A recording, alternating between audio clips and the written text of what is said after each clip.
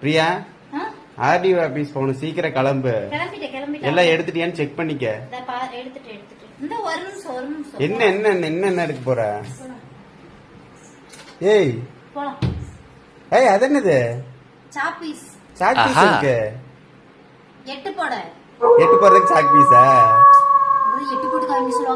ஓ, அறிவழிதான். அது சரி, எதுக்கு கலர் கலரா வாங்கி வச்சிருக்கிற?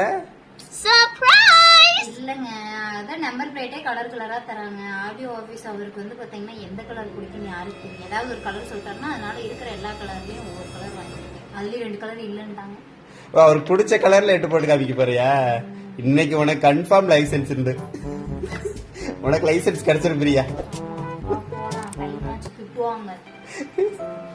லைசன்ஸ் வாங்க வரமாட்டேன்.